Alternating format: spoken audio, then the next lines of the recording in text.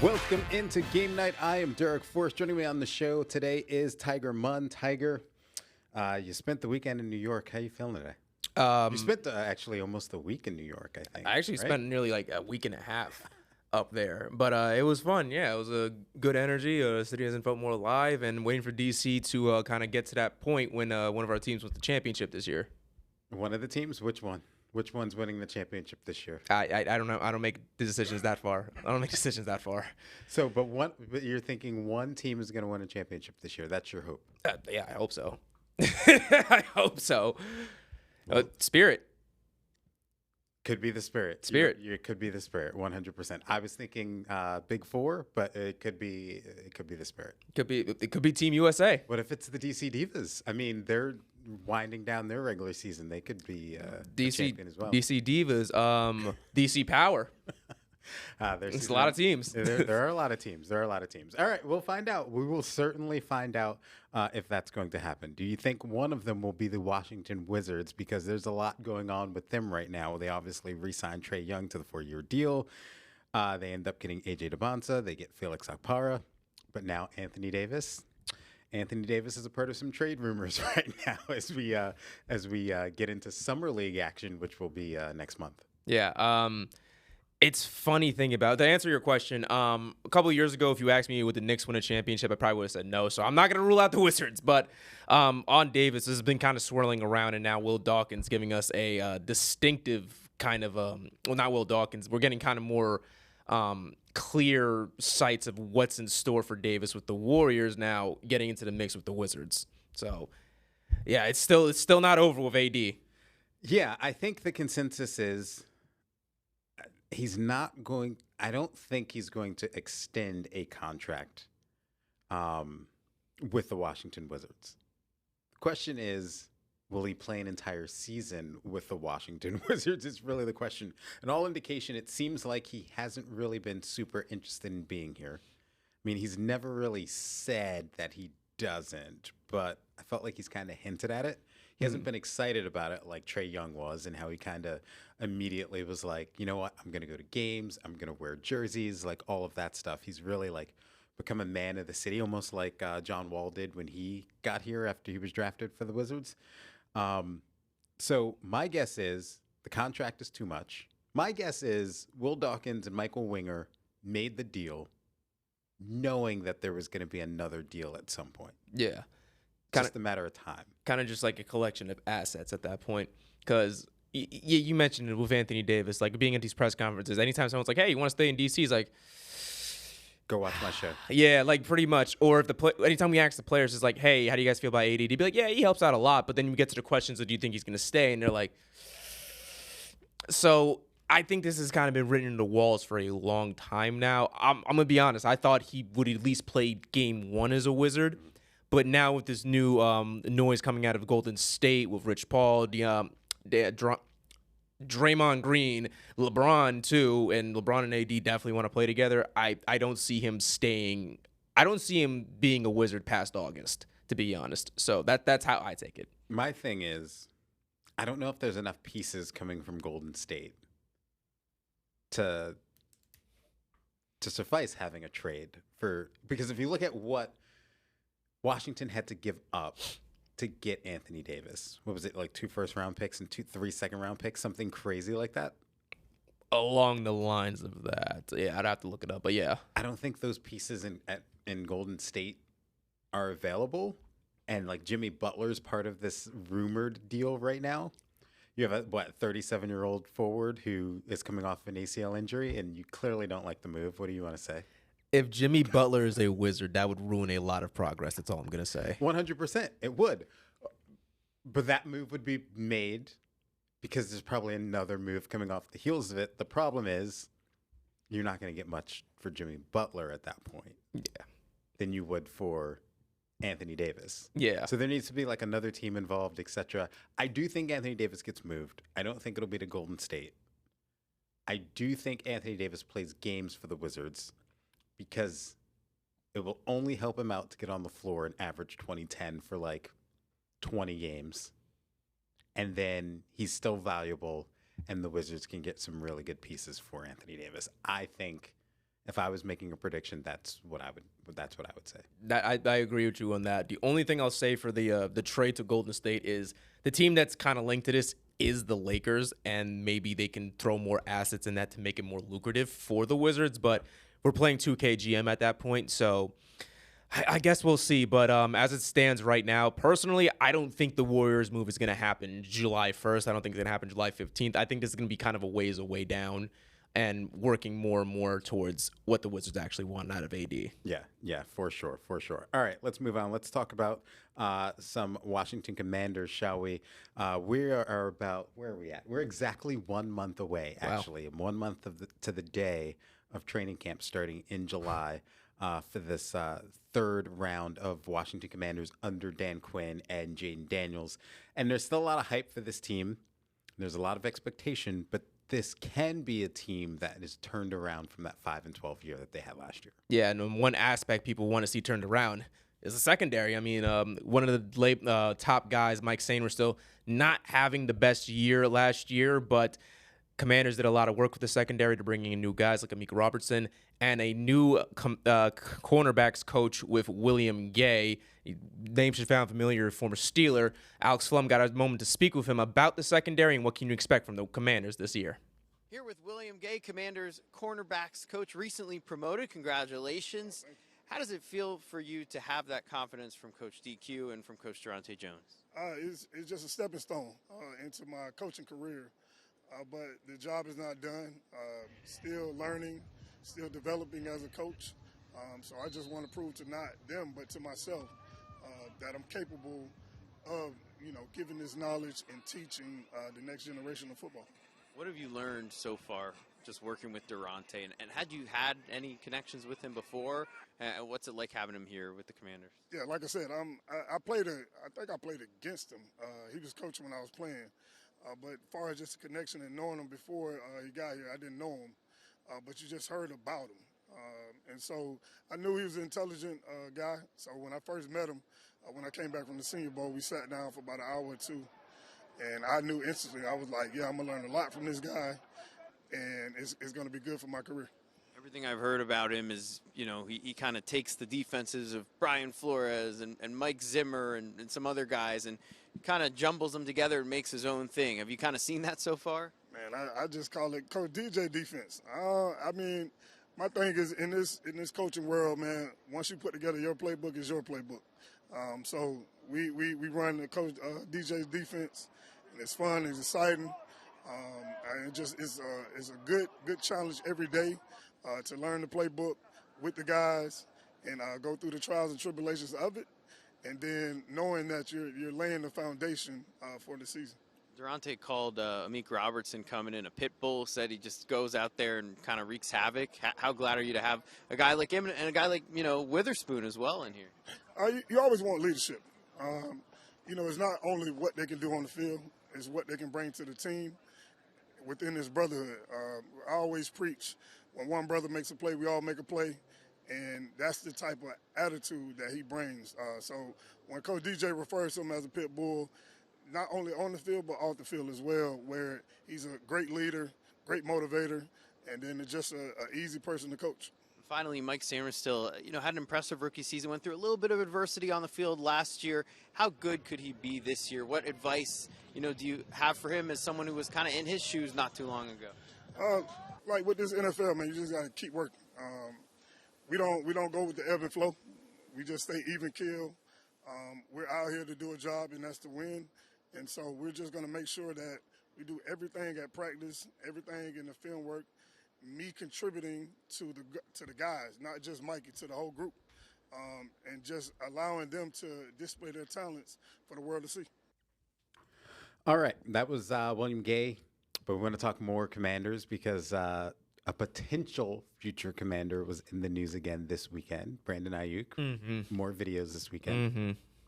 I actually enjoy the video of him in the press box. Did you see him in the press box for the Commanders-Eagles game? I did see a little bit of it, yeah. At the beginning of last year, and then Jaden Daniels' mom walks into the suite.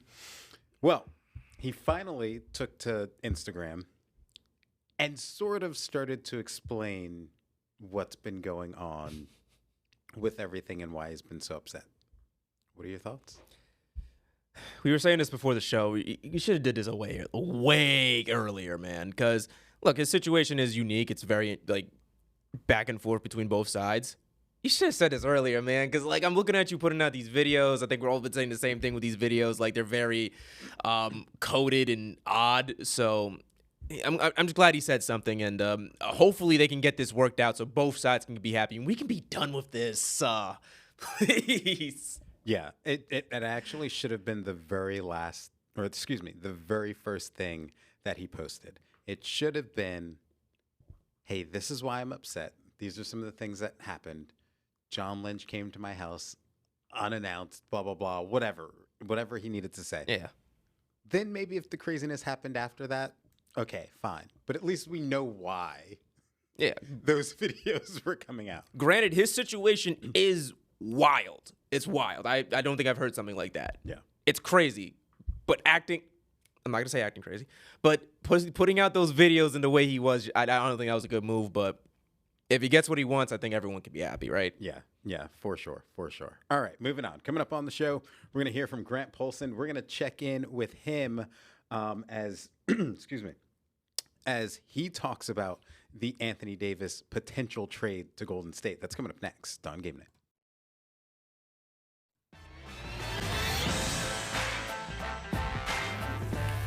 Welcome back into Game Night. Derek Forrest. Earlier today, I caught up with Grant Polson from 106.7 The Fan, and we talked about this rumor about Anthony Davis potentially being traded to Golden State. Here's Grant's thoughts. Bottom line, they got to get back at least what they gave up to acquire him. I think he's probably more valuable now than he was then because he's actually on an expiring deal for now, and he's healthy, and he wasn't at that moment. He'll be able to play at the start of this season by all accounts. So they got to get at least what they gave up, which was, 5 picks. I think it was 2 late ones and 3 twos, as well as, some money back in this deal. I'm not just doing some charity for LeBron and Golden State so that he can get the Avengers together.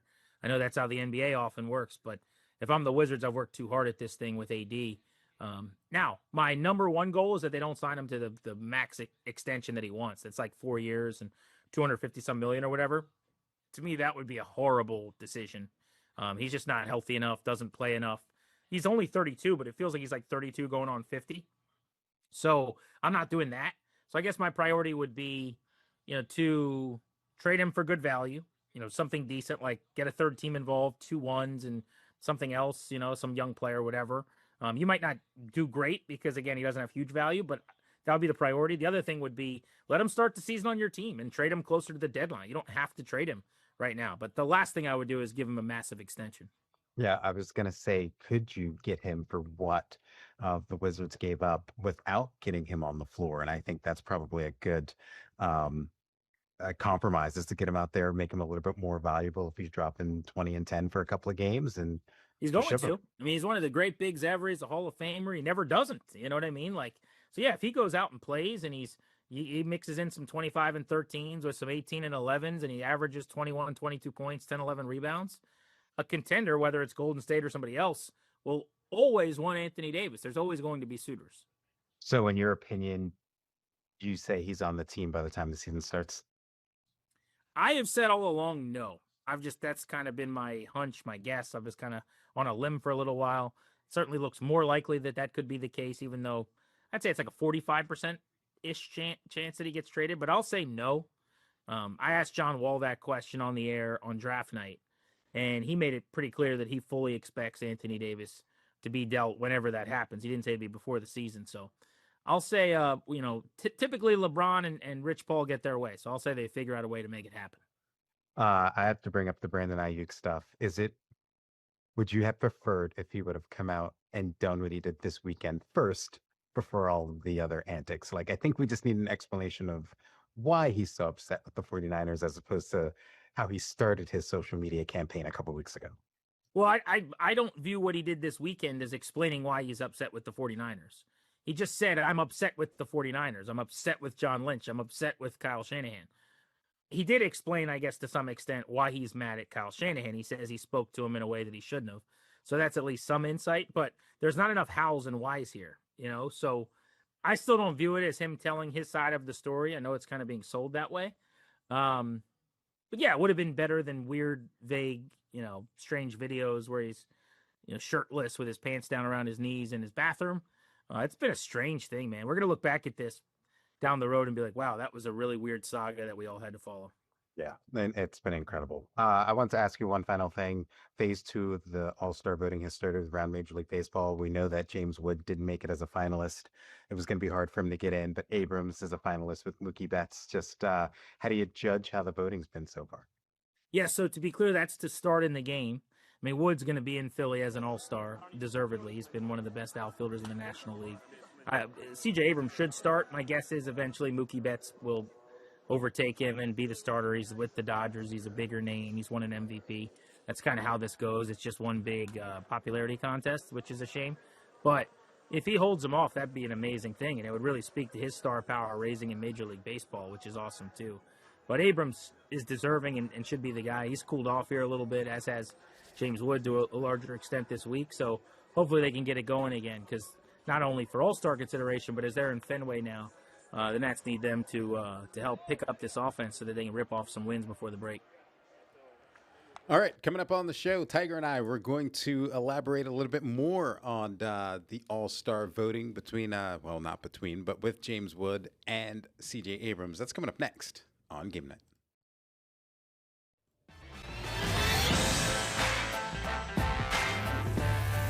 Welcome back into Game Night. Derek Forrest alongside Tiger Munn. We're talking a little baseball in this segment because Phase 2 of the Major League Baseball All-Star Game voting has started today. It'll go until July 2nd.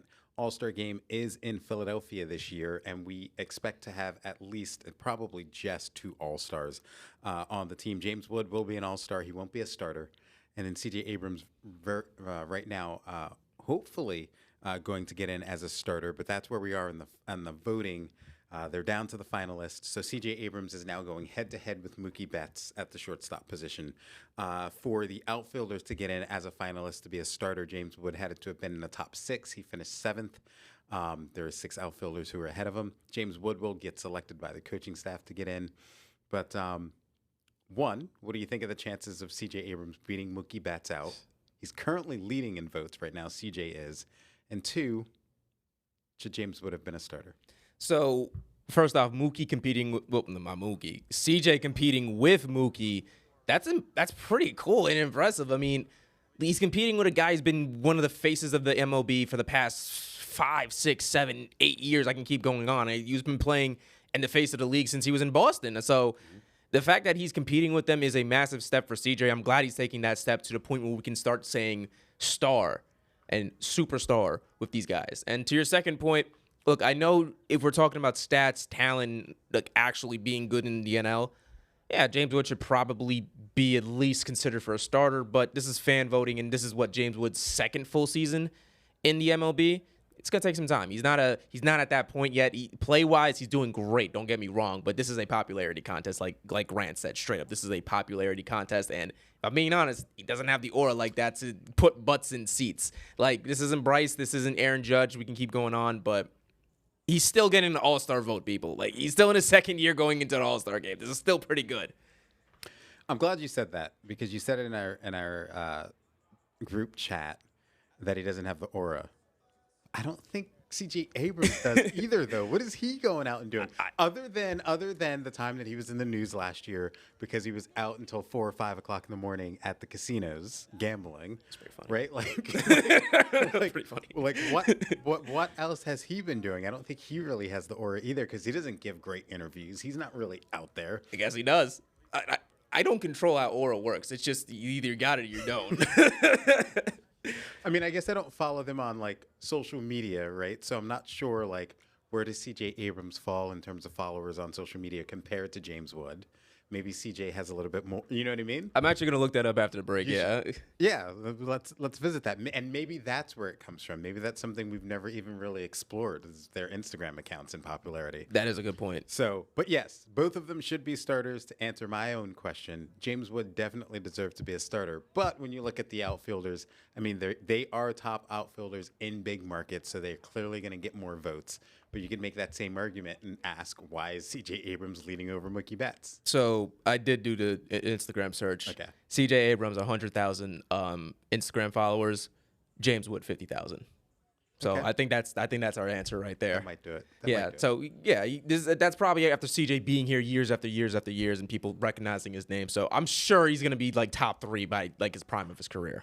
Yeah, for sure. All right, coming up on the show, we're going to talk a little World Cup outside of the U.S. Which team are Tiger and I most excited about cheering for during this knockout stage? That's coming up next on Game Night. Mm-hmm.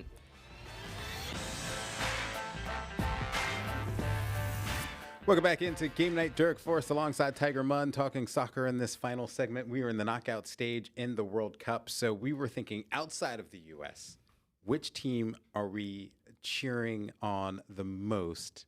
You've got an interesting one. Yeah, I do. So I was watching this team first, and I just felt like some gravity towards me and the team, and I wondered why. Like, why do I feel so much attachment to this team?